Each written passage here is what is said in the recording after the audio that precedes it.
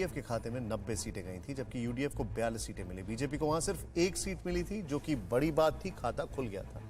तमिलनाडु में विधानसभा के 234 सीटें हैं, वहां पिछली बार सबको हैरान करते हुए एआईएडीएमके को 135 सीटें मिली थी, जबकि डीएमके को 88 सीटें मिली थी। इस बार ना अम्मा है और ना ही बात की जाए तो डीएमके के जो पितामह है वो भी मौजूद नहीं है। वहां कांग्रेस को 8 सीटें मिली थी, जबकि बीजेपी को कोई सफलता नहीं मिली। पुडुचेरी में इस वक्त राष्ट्रपति शासन है, लेकिन वहां पिछले चुनाव में कांग्रेस को 15 सीटें मिली थी। एआईएनआरसी के खाते में 8 सीटें गई थी, जबकि एआईएडीएमके को 4 और डीएमके को 2 सीटें मिली थी।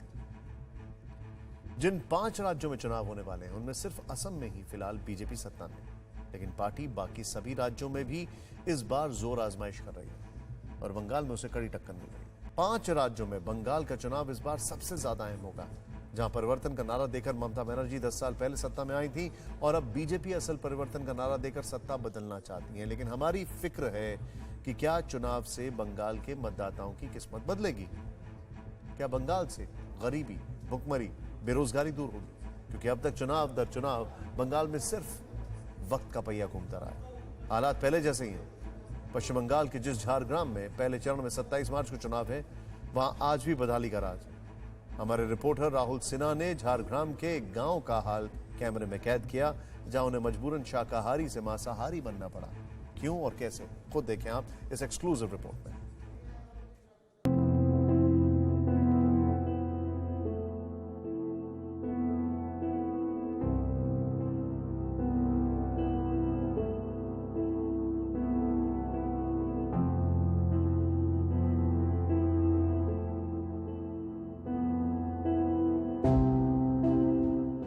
और यकीन मानिए मैं बार बार बोल रहा हूँ, मैं शुद्ध शाकाहारी हूँ, पर फिर भी मैं इस चीज को आज चख के जरूर देखूंगा।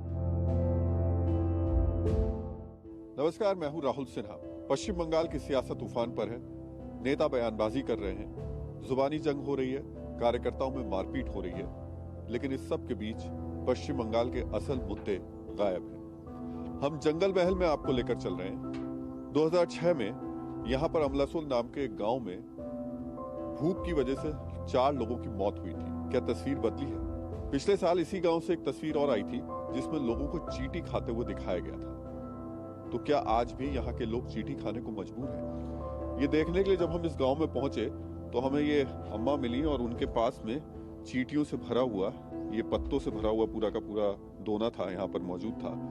और इस गाँव में लगभग हर घर में आज भी ये चींटी की चटनी खाई जाती है।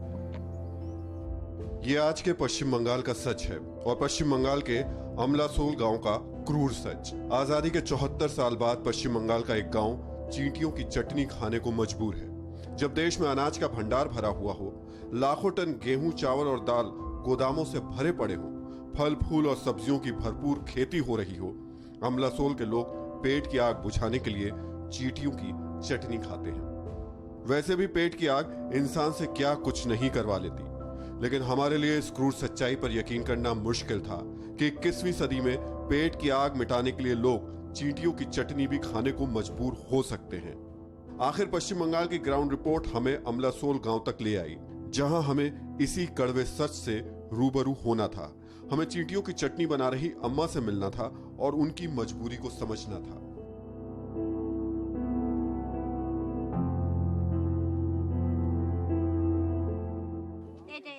है नहीं, मैं तो है अभी मैं खा नहीं पाऊंगा। खाऊंगा इसलिए नहीं क्योंकि मैं जो हूँ वेजिटेरियन हूँ, शाकाहारी हूँ।